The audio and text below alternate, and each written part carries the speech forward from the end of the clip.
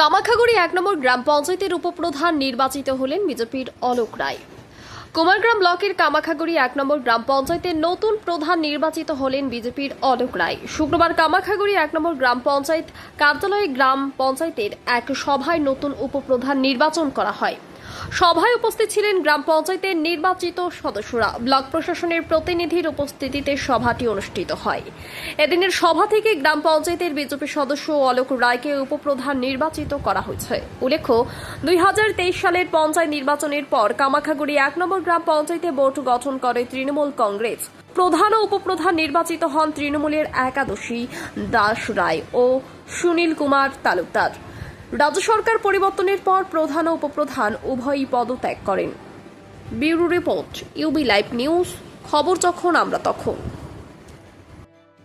এবং ব্লক আধিকারিক মশাই জানিয়েছেন এবং অঞ্চলে এসেও দেখছিলাম যে নেই, উনিও আজ থেকে বেশ ১০-১৫ দিন হয়েছে উনিও রিজাইন করেছেন, স্বইচ্ছায় উনিও রিজাইন করেছেন।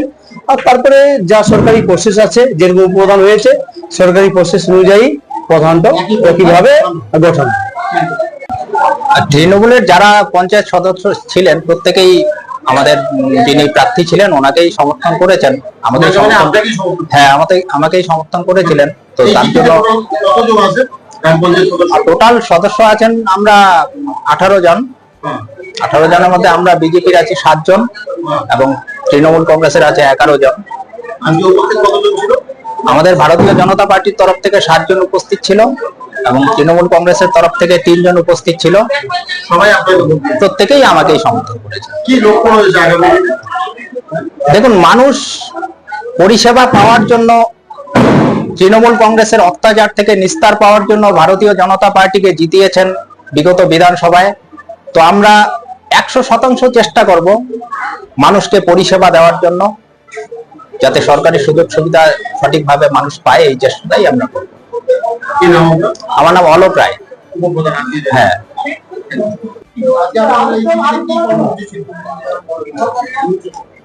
বলছিলাম আপনারা জানেন যে ভারতীয় জনতা পার্টি 208 সিট নিয়ে পশ্চিমবঙ্গে সিংহাসনে এসেছেন।